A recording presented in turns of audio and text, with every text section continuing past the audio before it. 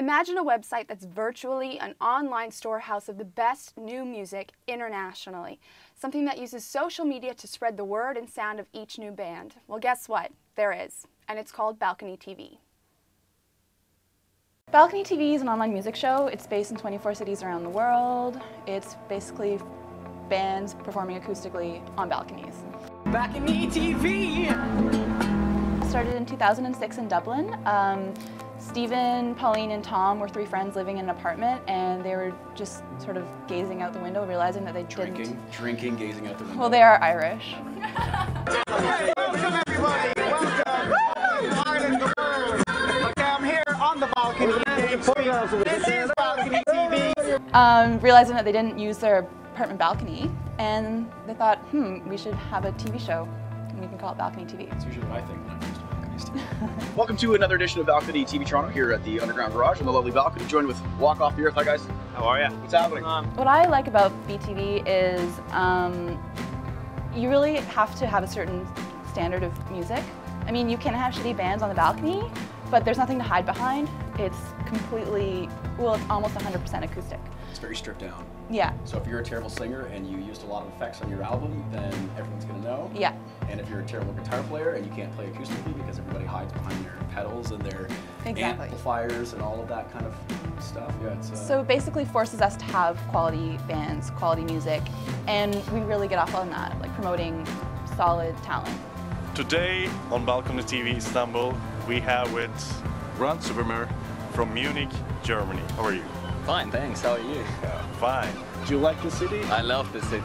Really, I do. Look, the landscape's great and I love it. It's a global thing. So if you're interested in what the music scene is like in Istanbul, or, you know... That's what, yeah, I mean, if you watch the other ones, even the hosts are speaking different languages. Yeah. So if you're a Canadian, I mean, music is a universal language. So you might not know what they're talking about or who they're talking about or this, that, and the other thing, but as soon as they start strumming those notes, everybody can kind of just be sucked into whatever it is that, that they're broadcasting. So and you'll see different styles of music, like, you know, the one in Vienna, they have a sound. The one in Paris, they have a sort of French sound. There's Kostroma in Russia. So it's, if you're curious about, you know, world music, it's also a good place to go. There is a bit of a formula when it comes to music, and the people that are sitting in the high chairs know this formula and want to push those independent bands towards putting them into a mold that allows 40,000 or 40 million people to hear it, opposed to, oh, my friend John likes it and Sally comes to my shows. And it's social media allows accessibility. Yeah. So now you can tell everybody, hey, I'm out here, but again, it all comes down to the artist to impress everybody at that point. We're just going to skip introductions. Sorry, just making sure my pen works. We'll introduce ourselves later. We just want to get to the music. Yeah, I started off as a singer-songwriter, and I didn't really think that I was going to make music or really do anything with it, but through the coercion of my friends, I started doing open mics and stuff, and I was getting a good response, and I just decided that I would try for money, you know, being a poor student and all, and putting together smaller shows and stuff at the supermarket and other places in Kensington, and but eventually I just got bored doing it myself, and you know, I would try looping things or come with my little amp and reverb the shit out of it and make myself sound a very certain way. Because before that, you know, I'd lock myself in a room and play in the dark, and if friends wanted to watch me, they had to turn around.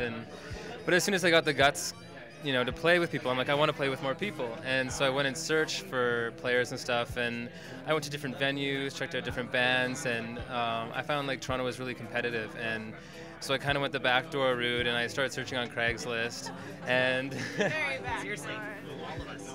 And yeah, I found all the members on Craigslist, every single one of them.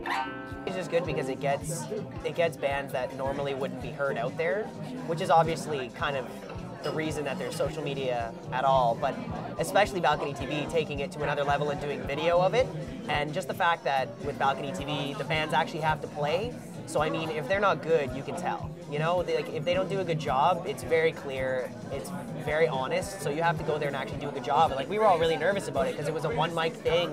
I mean, we're a 6-piece band usually. We went with 5 people, and it turned out. Yeah, we like. I mean, just reverb pedals galore, and I mean, but it turned out amazing, and we were really happy with the video. So I just think it's just such a good way to get good bands heard, and you can just tell, you know.